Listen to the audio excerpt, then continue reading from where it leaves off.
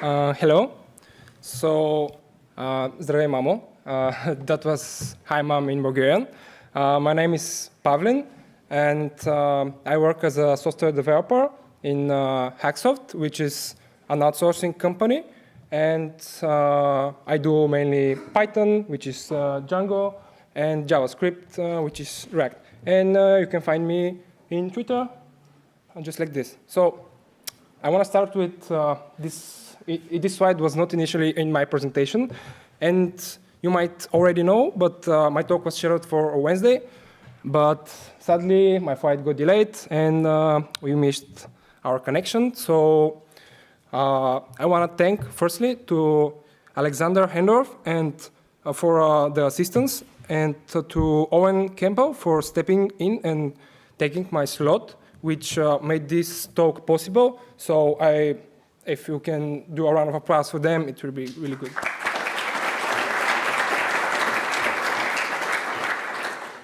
And a little disclaimer, my talk was scheduled for 40 minutes, but now I have only 30, so bear with me and let's get started. So Python is synchronous. What does that mean? It means that each line executes in order from top to bottom. And knowing that, let's take a look at the following example. You have a line of code that makes a call to a remote server, and this means that the program is doing nothing while it's waiting for the response. It just waits. And the program blocks and waits for the response in order to continue. So what if you have several lines of codes that do the same? Each line will execute when the previous line is done waiting. And in a short, you will wait more, and you will be blocked more time. So how can we solve this? How can we speed up the program? Can we make it non-blocking? Of course you can. And one way to do this is with threads. Threads are dead. If you haven't seen this talk by David Beasley, I highly recommend you to do it. So you can spin up multiple threads, each thread doing one thing at a time. And when multiple threads are running, each CPU can run one thread at a time. So in order to allow, if you have more threads, in order to allow all threads to share resources, the CPU very often context switches between the threads in a non-deterministic order. And threads are great, but sometimes they can make the code more complicated and harder to understand. And there are also race conditions and deadlocks. And about the non-blocking thing, there is another way to make it. We can make our code asynchronous. With asynchronous programming, the software, e.g. our application, manages the threads and the context switching rather than the CPU, which means that the context is going to be switched at defined points rather than in non-deterministic interval. And one way to do asynchronous programming is with an event loop. So there's an event loop, and there's a queue of events, so-called tasks, and the loop constantly pulls tasks from the queue and runs them. One way to do asynchronous programming in Python is with async.io. Async.io is a standard library which was added in Python 3.4 and provides an event loop. So let's take a look how can we use async.io to write asynchronous code in Python. So this is what we have to do. In this example, we import async.io at the top, and then we define a coroutine using the async def keywords. So this function is the coroutine. It's like a normal function, but it has async in front of the def, and it has an await expression, and we're going to talk about that in a moment. So what this coroutine does is it prints hello. It waits several seconds, and then prints world with the respective delay, and then finishes. So the next thing we do is we get the event loop, we create tasks and schedule them in the event loop, and then we run the event loop forever. Let's see what is going to happen if we execute this code in Python 3.6.3. So hello will be printed twice. As we saw, we have hello at the top. So hello will be printed twice. After 1 second, word with delay 1 will be printed, and after another second, word with delay 2 is printed. So both tasks start simultaneously, and the second task finishes 1 second later than the first task. So this is exactly what we wanted, right? I mean, the program didn't block. So yeah, I forgot to click that. So the program didn't block. We shadowed 2 tasks, and they started at the same time. The second task didn't have to wait for the first task to finish. And we achieved that by defining a coroutine and with the async def keywords. And we used an await expression inside it, which we're going to talk about in a moment. So, but what exactly is a coroutine? I mean, what does that term mean? Easiest thing to do, let's ask Google about that. So, Google tells us the coroutines are computer program components that generalize subroutines for non-preemptive multitasking by allowing multiple entry points for suspending and resuming execution at certain locations.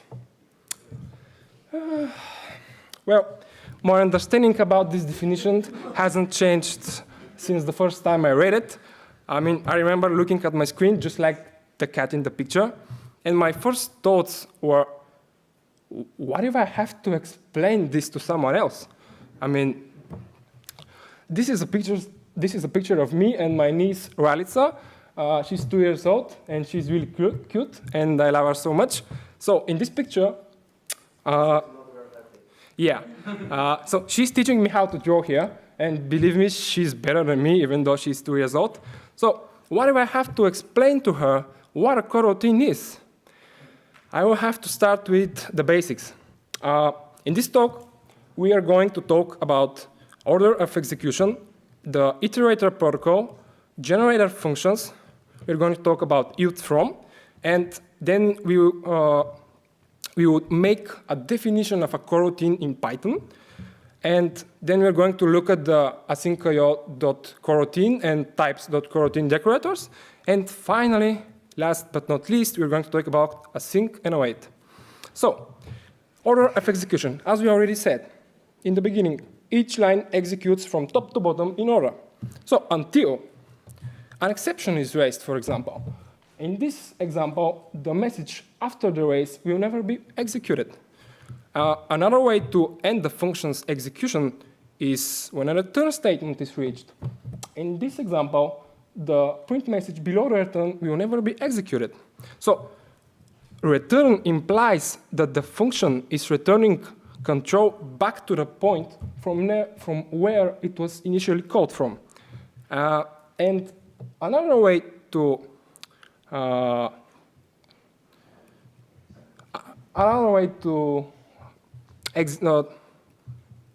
there's int. I mean, int implies that the transfer of control is temporarily, and the function expects to regain it in the future. We will get back to int in a minute, but before that, we have to mention a few more things. First, iterable. What's an iterable? So the iterable is an object that is capable of returning its members one at a time. For example, a list, a tuple, dict, string, etc. So an iterable is an object of any class that has defined the __iter___ method.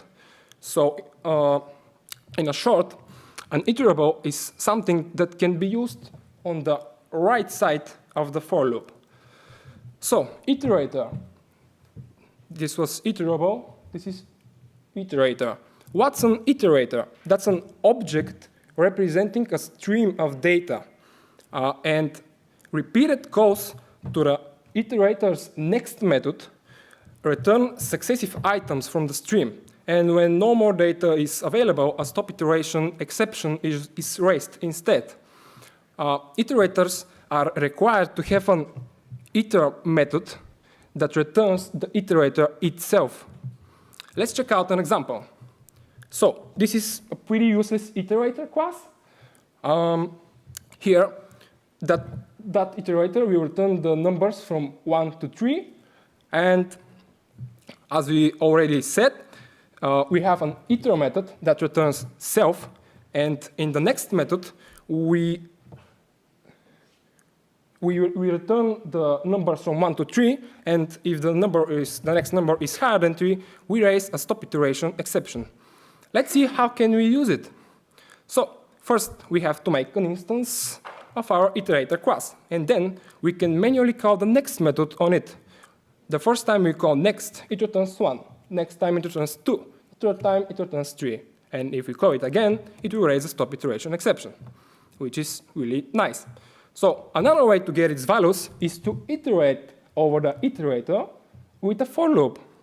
So what the for loop does is it calls the iter method and then consecutively calls the next method of the iterator.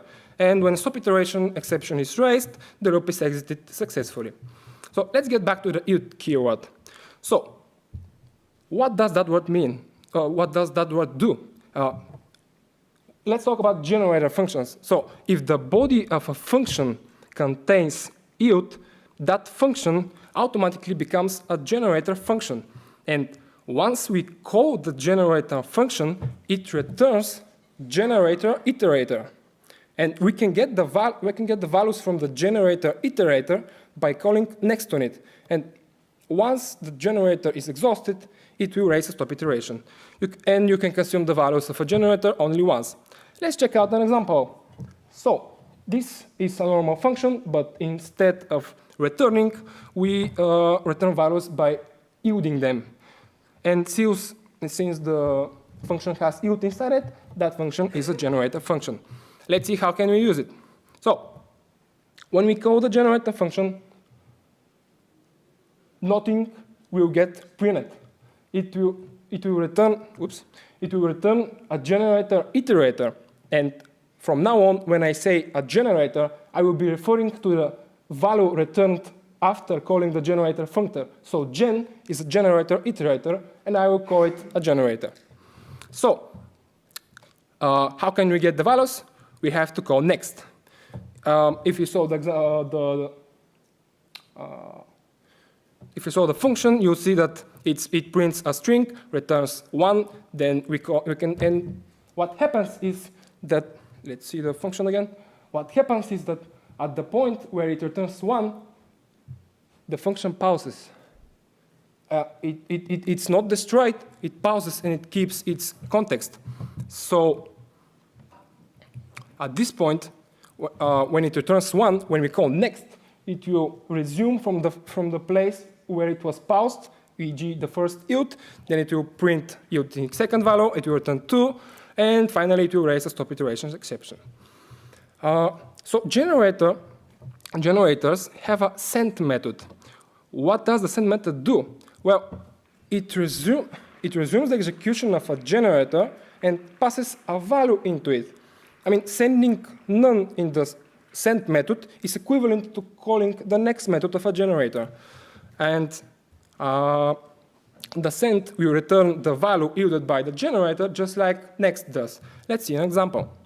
Everything is the same except this line over there.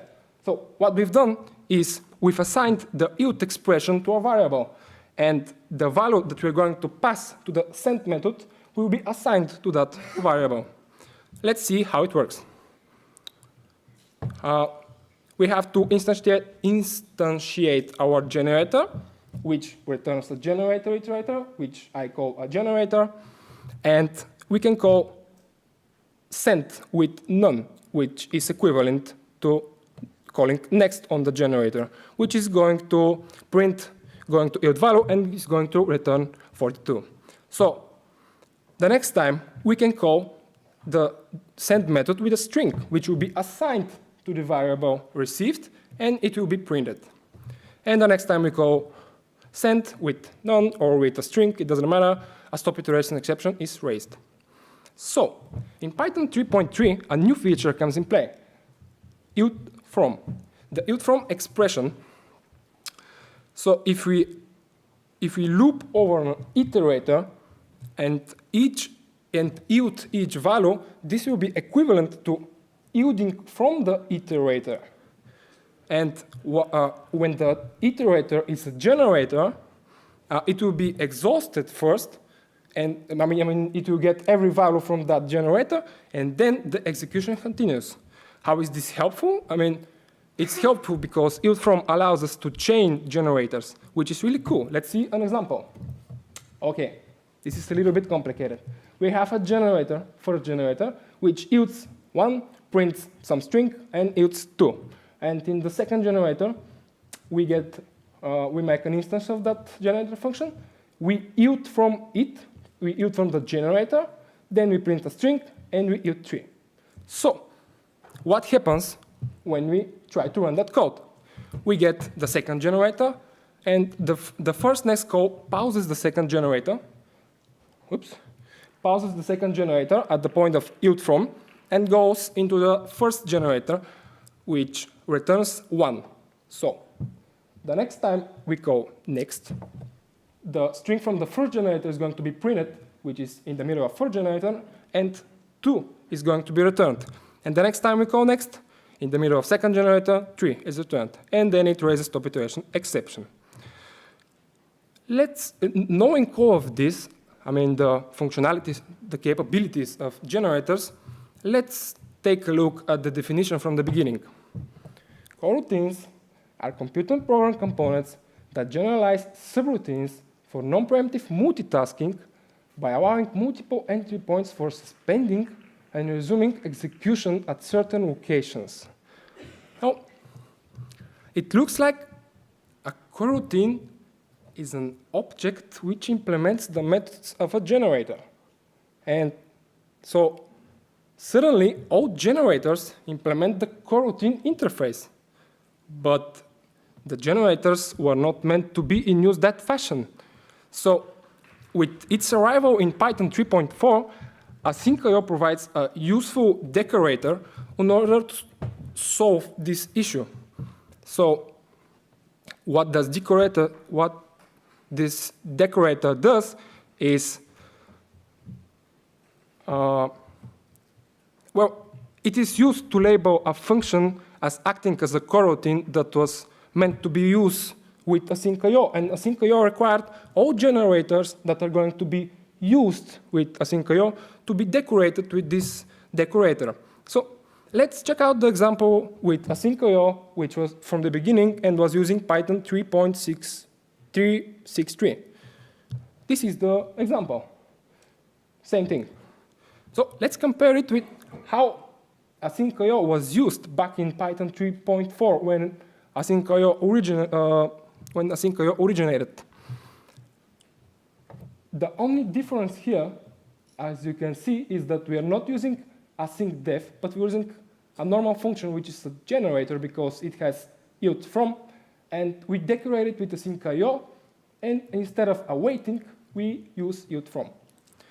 And with generators support and an event loop in the form of async.io, at the point of Python 3.4, there was enough to support asynchronous programming in Python in the form of concurrent programming.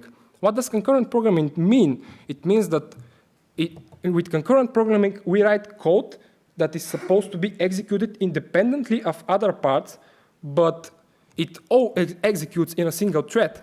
I mean, the event loop is running in a single thread. And we create tasks and schedule them in the loop. And when the task then is monitored by that loop, and when the task is done, its result is sent back to the coroutine via the send method that we already looked at. And in Python 3.5, the types coroutine decorator comes, which what it does is it flags a generator as a coroutine, just like async.io.coroutine does. And it looks like finally we have arrived. I guess all of you are here for this slide and the next one. So the async keyword goes before def. I guess I have to click, yeah. The async keyword goes before def in order to show that a method is asynchronous. And async def is used to define a function as being a coroutine. And the key thing about async and types.coroutine decorator do is that they tighten the definition of what a coroutine is. It takes coroutines from simply being an interface to an actual object. And if you use the inspect model and use the function isCoroutine, it will only return true for the functions that are defined with async def. And this makes the distinction between a generator and a generator that is meant to be a coroutine a lot more strict. So the next slide, await. The await expression also comes in Python 3.5, and the await keyword is only valid inside an async def functions. Await operates much like yield from, but the acceptable objects to an await expression are a little bit different. When you call await on an object, that object needs to be awaitable. What does that mean? Well, I guess you can, yeah, it was easy. I mean, awaitable object is object of a class that defines the await method. And the await method should return an iterator, but that iterator should not be a coroutine itself. I mean, coroutines are awaitable, and they are awaitable objects, and they can be used on the right side of the await expression. The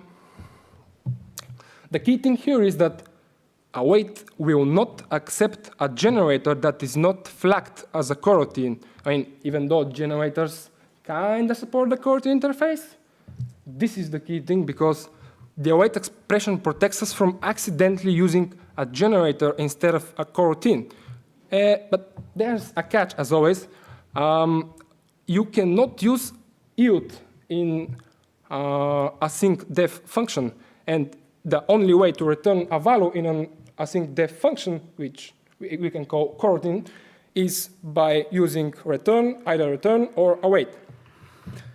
So async allows us to distinguish coroutines from generators, and the await expression makes sure that one does not mix and match objects that match the same interface, I mean the API of coroutines, and makes it more clear that these objects are these objects are waiting for coroutines to finish.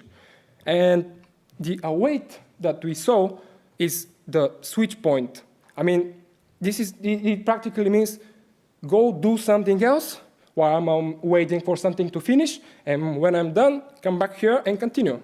And async and await in general make it more clear that the code is asynchronous. So once methods are not confused with generators. And the follow-up question is, what's next? I mean, the most async and await provide us an API for asynchronous programming in Python. And the cool thing is that people are using it. David Beasley, he made an awesome talk, and he made Curio, which is an alternative for async.io. And from what I saw in his keynote, which I highly recommend you to watch, is that what he did there was based on Curio, and Nathaniel Smith made Trio, which is another library for asynchronous programming. And the cool thing is that async.io is, it's a core library in Python, and it's adapting, and it's evolving, and it's looking, and Curio and Trio are helping the asynchronous Python world to evolve. And for me, what it means is that I have to make another talk, because as a software developer, my job is to write good code and to improve it and evolve it and support all the functionalities. And this is what I do in my work project, and this is what Python core developers are doing with the language that I'm using in order to write my project in work. And that's the definition of software development, actually. I don't know if I said it, but I'm a physics graduate. I haven't been in a software development school. And when we learn new things, we apply them and we refactor our code. And while we refactor the code, we learn new things and repeat again the process. Learn something new, refactor, learn something new, refactor, evolve, improve. And personally, I observe how Python is evolving with great anticipation, and I really can't wait to see what's next. And thank you.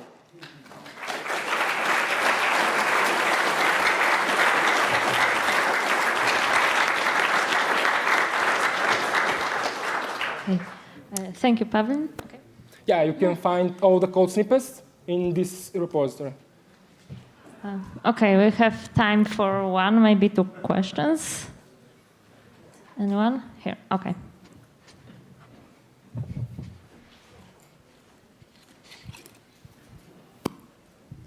Hi, great talk. If we want to call out to something outside of Python, like C++ code written and bound with something like PyBind or something, can we also use asynchronous functions, and how do we go about doing that? Well, let me check if I understood the question correctly. You are asking how to call asynchronous code from synchronous code. Asynchronous from synchronous, or the other way around? I'm asking how to make an asynchronous function that calls outside of Python, to calls something outside. It could be making an HTTP request. The thing that it calls, the asynchronous function has to call another asynchronous library. Your best bet is to have a library written in a synchronous manner. So that's what I'm asking. How do I do that? How do I you make have that to library? rewrite your library to be asynchronous. And how do I do that? I don't know. Okay. Okay, any other questions?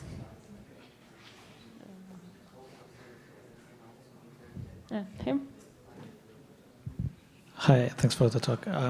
I'm curious if there's like a use case for using the generator way to do it, or to use the decorators, so the async IO decorator or the types decorator, or are those just obsolete and we should just always use async and await?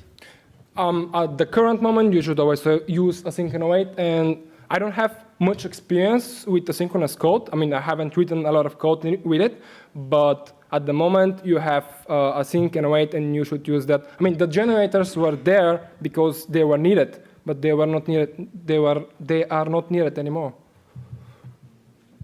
Okay, one more quick question. Here. Okay.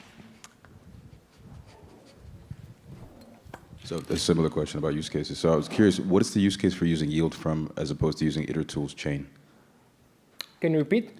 Itertools chain and using yield from. What's the use case for using yield from? Oh, I'm not sure. I don't know. I can't answer that question. Fair enough. Thanks. Okay, so let's thank Pavel once again.